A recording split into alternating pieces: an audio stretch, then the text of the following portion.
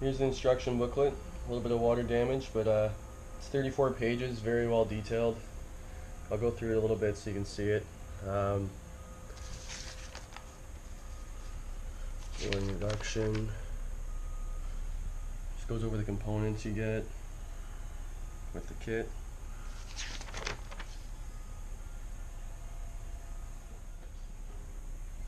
So this is the only issue I had with the kit.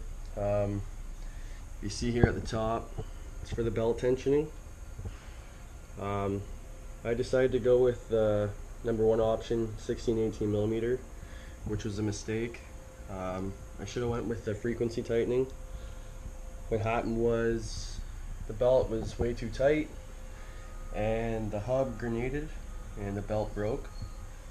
But Kraftwerks stayed true to their word and helped me out and gave me a new hub assembly and a new belt, and I was ready to go within a couple weeks. Pre-install removal. So I started by taking the front bumper off, and then I went ahead and took the intake out. And then we came down here and we took out the crank pulley bolt, and that is step one. Another thing to mention too is with that crank pulley bolt, if you have it in 6th gear and flat on the ground, it comes off no problem.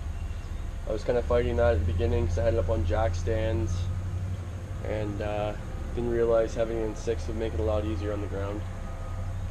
So after we get the crank pulley bolt out, we installed the crank hub, and then we went and installed the brackets for the assembly itself.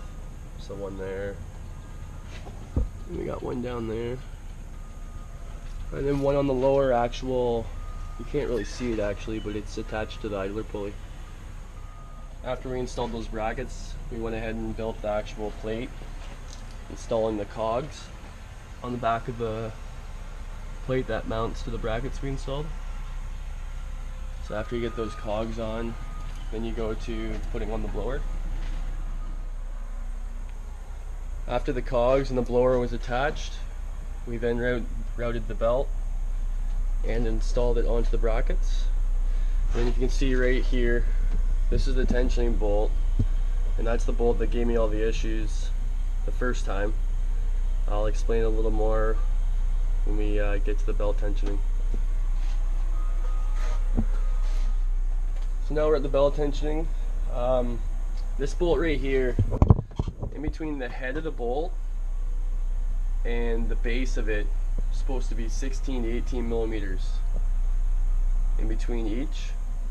And when I did that, I'll put a little clip in so you can hear what it sounded like. It sounded like, it just sounded not good. Obviously not normal. And priming the system, foil system, and it grenaded. So now I have actually measured that bolt after the proper tensioning specs, and it's supposed to be 29 to 30 millimeters. Anyway, on my unit, that's what it rides comfortably at. I find with the tensioning, it changes from when it's hot and cold because of its aluminum. So you just gotta tinker around to figure out the proper belt tension, and once it's there, I haven't had an issue in over a month now. I've only had it for a month and a half, so.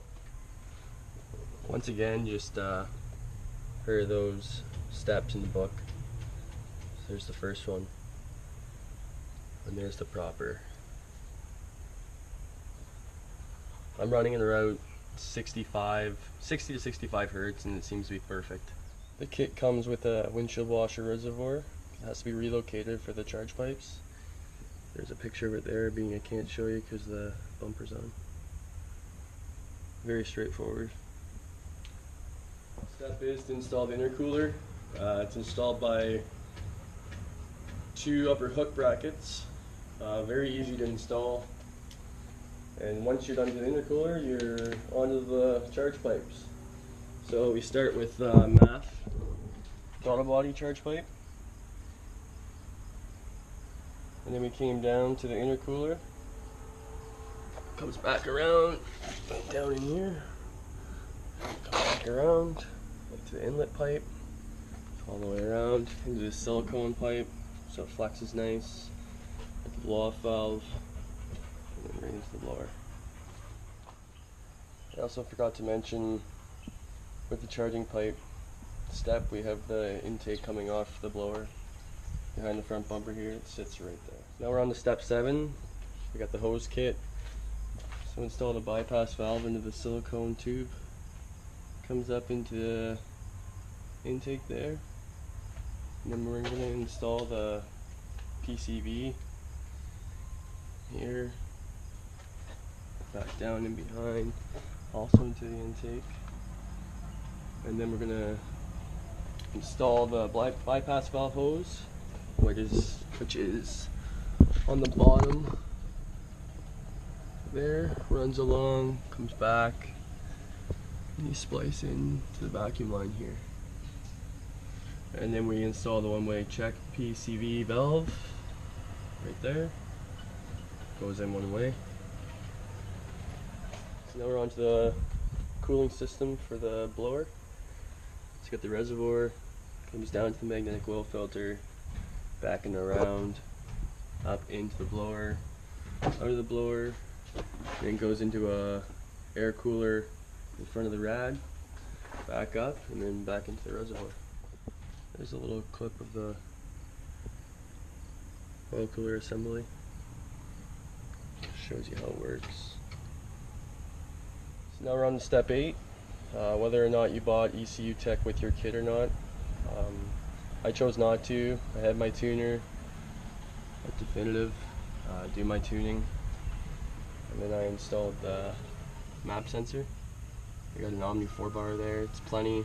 3-bar would have been lots, but it was on sale, so I picked it up. And now you're ready for step 9, and that's to prime the Rotrex traction oil system. Once you do that, you've completed it all. Overall, the kit went together really smooth, other than my snags I had. Took about total 12 hours to install, taking my time, triple checking everything, make sure everything was torqued up to spec. I'll do some start up and revs for you now so you can hear it whine.